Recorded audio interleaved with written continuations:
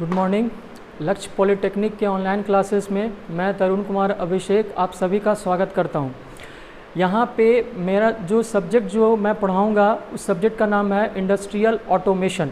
ठीक है, इसमें सबसे पहले यूनिट वाइज मैंने सारा डिस्क्रिप्शन आपको लिखा है, जिसमें यूनिट नंबर 1 में अपने को जानना है ऑटोमेशन के बारे में। इस यूनिट में जानना है reason of automation, type of automation, history of automation. ठीक है, ये तो जानने की चीज़ है। सबसे पहले समझते हैं कि ऑटोमेशन है क्या। ऑटोमेशन का अर्थ है ऑटोमेटिक कंट्रोल।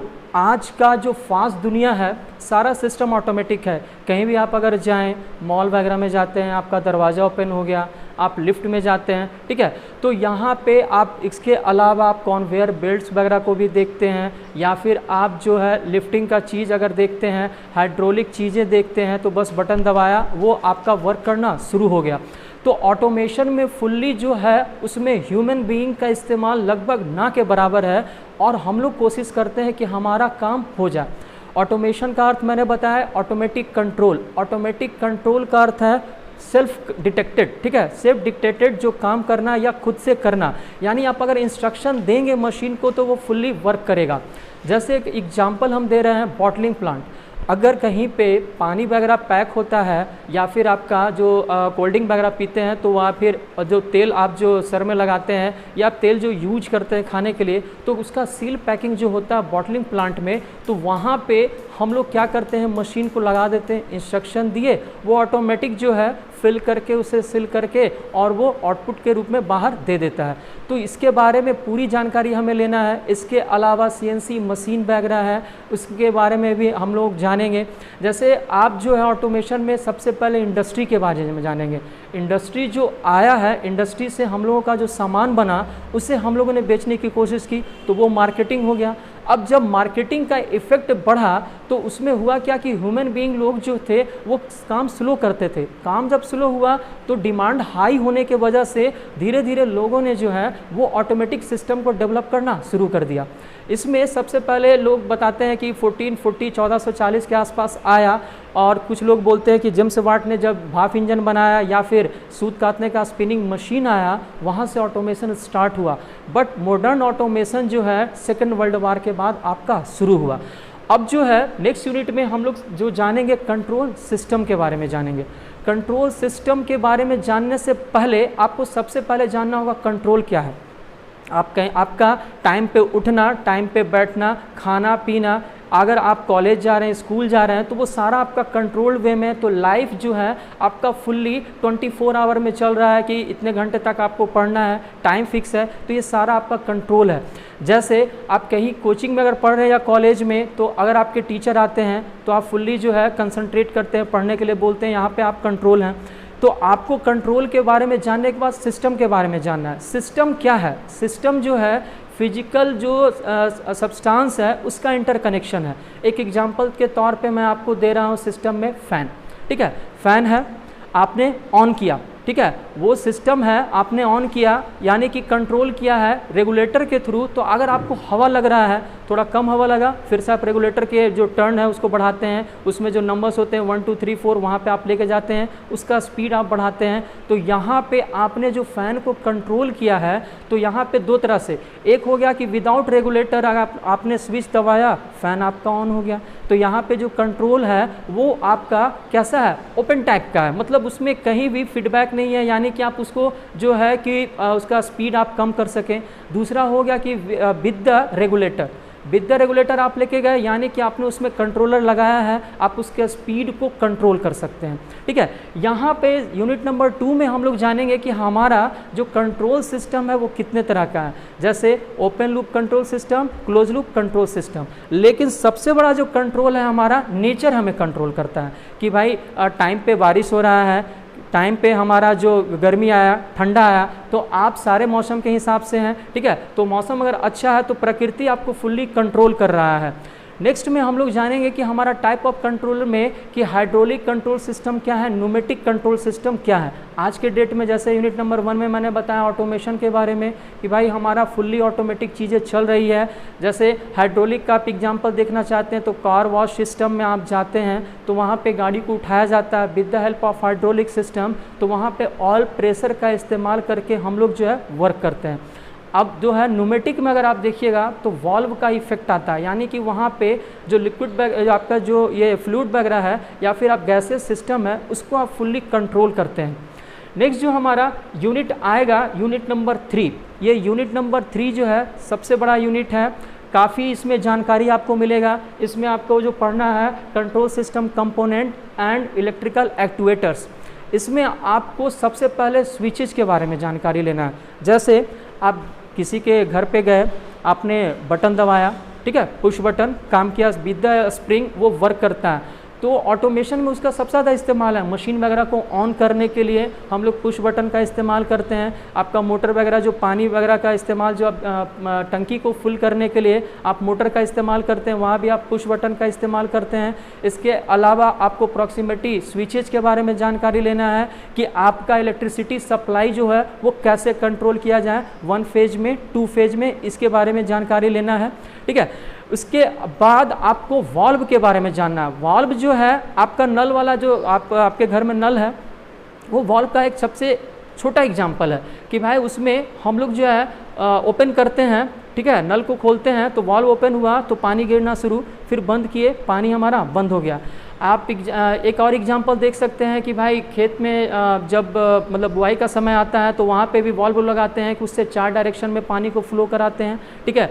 आपके घर में भी वाल्व लगा रहता है कि आप अपने जितना फ्लोर का घर है आपने बनाया है तो वाल्व के थ्रू आप कंट्रोल करते हैं। उसी वाल्व का कंट्रोल हम लोग ऑटोमेशन में और कंट्रोल सिस्टम में कैसे करेंगे वो जानकारी यूनिट नंबर 3 में लेंगे। नेक्स्ट आता है सेंसर्स। सेंसर जो है आप पहले भी पढ़ चुके हैं कि भाई सेंसर के बारे में कि सेंसिटिव चीज़ वो आपको बजाता है, जैसे थेफ्ट अलार्म वगैरह हो जाता है, या कार में जैसे ही आप टच करते हैं सेंसर लगा होता है, उसमें आवाज़ आना शुरू हो जाता है, उसकी लाइट वगैरह जलती है, ठीक है, उसमें सायरन बजना स्टार्ट हो जाता है, तो ये सेंसर हो गया।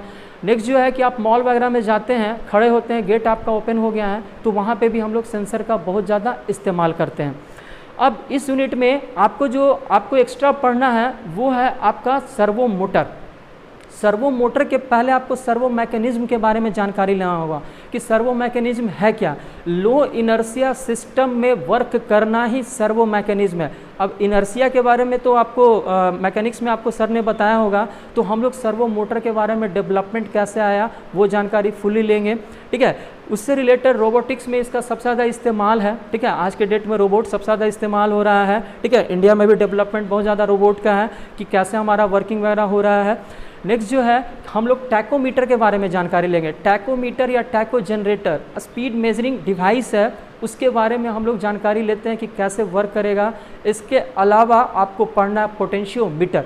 पोटेंशियोमीटर जो है आपने पहले भी पढ़ा है, ठीक है, इंस्ट्रूमेंटेशन मेजरमेंट में आपने पढ़ा है, तो आपको पोटेंशियोमीटर के बारे में जानकारी लेना है कि कैसे उसका काम होगा, कैसे उसमें आपका टाइप होगा। तो यहाँ पे मैं आपको 2 तरह का पोटेंशियोमीटर बताऊंगा, एक लीनियर टाइप का और दूसरा रोटेटरी टाइप का, जिसमें कि विद द हेल्प ऑफ हम लोग जो है उसका कांटा जो है या वायर कह सकते हैं या पॉइंटर कह सकते हैं, उस पॉइंटर को हम लोग जॉकी बोलते हैं, उसके थ्रू हम लोग वर्क करते हैं, मेज़र करते हैं कि कैसे वो वर्क करेगा।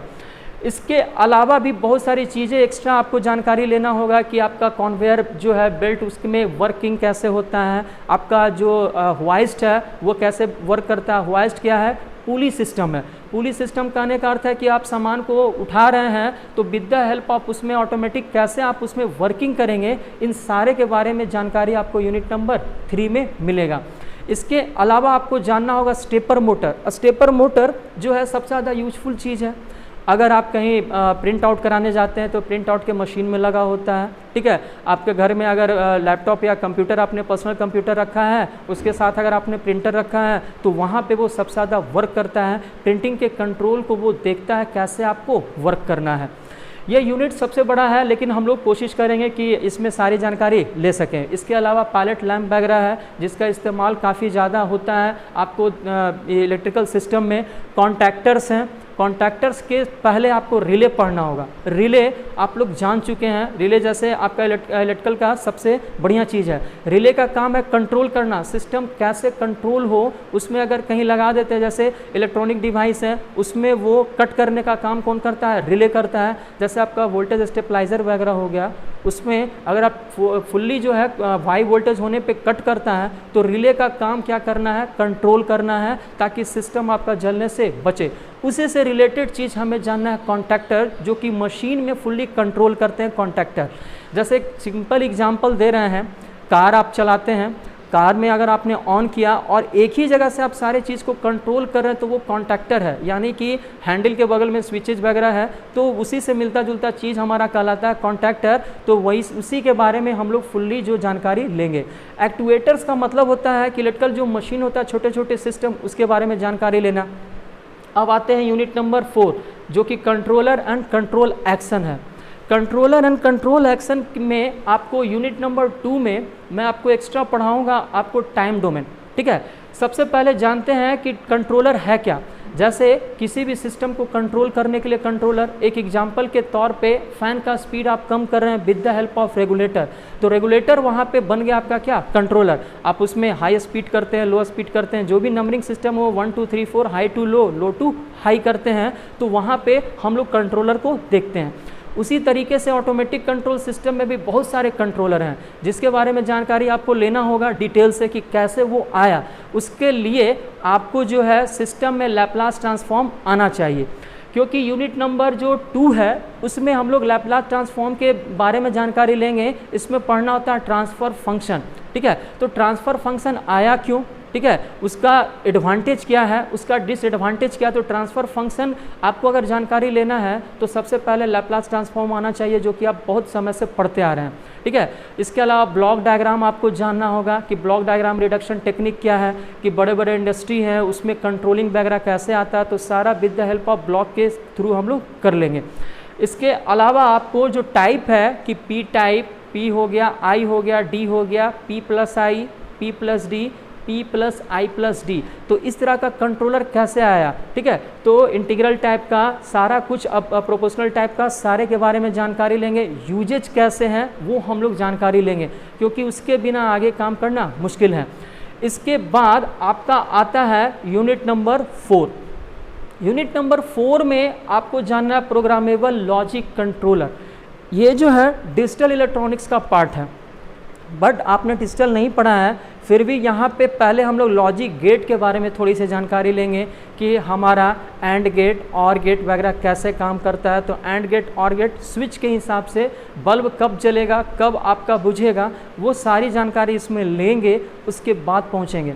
देखिए, ऑटोमेशन जो सब्जेक्ट है, इंडस्ट्रियल ऑटोमेशन फुल्ली ऑटोमेटिक है। तो फुल्ली ऑटोमेटिक है तो मशीन को आपने इंस्ट्रक्शन दिया, तो मशीन को इंस्ट्रक्शन अगर आप देंगे तो कहीं ना कहीं से उसमें आप मेमोरी तो डालेंगे ही। तो कैसा मेमोरी आपने डाला है, कितना डाला है मेमोरी, उसके बारे में भी जानकारी हम लोग लेंगे। कैसे वो वर्क करेगा, कि भाई आपने अगर रोबोट डेवलप किया या आपने सिस्टम को बनाया है ऑटोमेटिक के लिए, बॉटलिंग प्लांट का एग्जांपल लेते हैं, तो आप इंस्ट्रक्शन देंगे कि हाँ भाई बॉटल आएगा, उसको सीक्वेंस में आगे बढ़ाएगा, सीक्वेंस में आगे बढ़ाने के बाद उसमें फिलिंग करेगा, जो भी लिक्विड डालना है फिल करेगा, उसके सील को पैक करेगा। ठीक है, उसमें रैपर जो लगाना है सारा कुछ करेगा और वो आपको पैक करके आगे बढ़ाएगा। तो ये सारा काम बाय प्रोसेस होना है, तो सारा काम बाय प्रोसेस होना है तो कंट्रोल होना चाहिए। कंट्रोल के साथ आपका सिस्टम भी कंट्रोल में होना चाहिए, ताकि मशीन में कोई भी गड़बड़ी आए तो वो आपको इन्फॉर्मेशन दे सके कि भाई गड़बड़ी आ जाए तो मशीन जो है ये नहीं कि अनकंट्रोल होकर के टूट जाए। तो आपको PLC में सारा प्रोग्रामिंग करके डालना होगा कि कैसे वो काम करेगा। ये कब डेवलप हुआ है इसके बारे में जानकारी लेना होगा कि 1970 के आसपास डेवलप हुआ, क्योंकि हमने पहले ही बताया कि ऑटोमेशन जो सब्जेक्ट है उस ऑटोमेशन सब्जेक्ट में आपको फुल्ली ऑटोमेटिक के बारे में जानकारी लेना है। तो ये सेकेंड वर्ल्ड वार के बाद शुरू हो गया और 70-80 के दशक में ये धीरे धीरे स्टार्ट हुआ और 1990 के बाद ये फुल्ली मॉडर्नाइज हो गया। यानी कि फुल्ली आज जो कंट्रोल सिस्टम या आप देख रहे हैं ऑटोमेटेड या ऑटोमेशन का सिस्टम देख रहे हैं वो फुल्ली कंप्यूटराइज है, उसके बिना आप काम नहीं कर सकते हैं। यूनिट नंबर 6 जो है introduction of special control system.